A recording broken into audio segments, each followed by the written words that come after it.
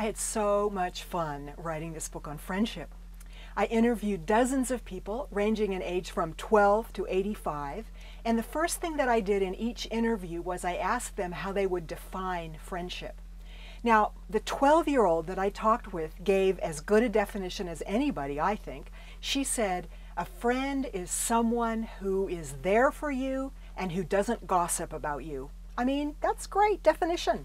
Some of the definitions talked about laughter, support, listening, and one person said a close friend is like a pair of slippers, and she talked about the comfort of a pair of slippers and the comfort that a close friend gives.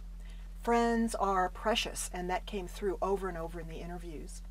There were a couple of interesting patterns that people talked about for friendships in our time, and I want to tell you about those patterns. The first one is the pattern I call individualization of communication. So, something really special has just happened to you. You're going to have a baby, or you got a new job, or maybe it's something really hard. You've become ill, or someone has died in your family and you want to communicate it. So you phone different people, and if they're not there, you leave a message on their voicemail. But you don't know that some people aren't listening to their voicemail anymore. It's expensive, and so she's not doing it anymore. So you've left this message, but the friend doesn't get it. You're hurt because the friend doesn't call you back, and the friend might end up being hurt because he or she didn't get the news that you were leaving for them. Same applies to Facebook. You leave a message about this thing that's just happened on Facebook, maybe an email within Facebook or a status update, and you don't know that a couple of your friends are having a month-long fast from Facebook, and so they don't get the message.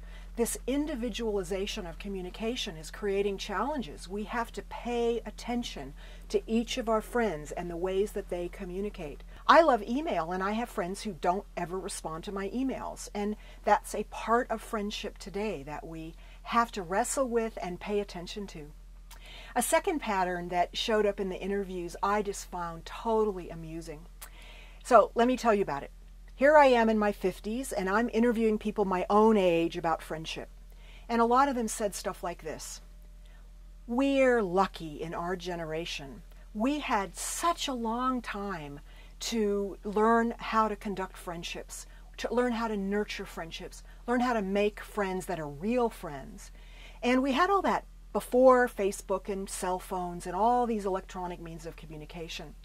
But we worry about people in their 20s, 30s. I mean, they're putting all these little snippets up on Twitter and Facebook, and they're sending all these really cryptic, short little text messages. Are they going to be able to sustain the kind of long-term conversations that nurture friendships?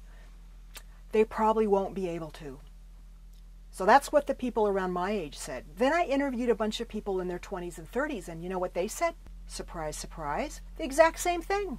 They said, we learned how to nurture friendships when we were in elementary school and as teenagers, before the age of all this electronic communication.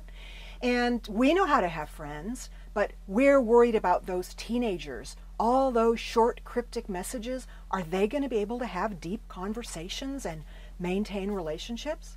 So I interviewed a whole bunch of teenagers, ages 15 to 19, several different groups of them, and they said the exact same thing. They said, we learned how to nurture friendships in primary school, in elementary school, before we got all these electronic means of communication. And we worry about 12-year-olds, whether they're going to be able to nurture friendships. I just found this the most fascinating aspect of my interviews, and it really brought home to me that the challenges of friendship relate to each of us. We need to be thinking about how to nurture and grow our friends, how to make new friends if we need more friends. But we need to not be always looking at other people and trying to change the way that they communicate with their friends or worry about the way they communicate with their friends. Our challenge is to focus on our friendships.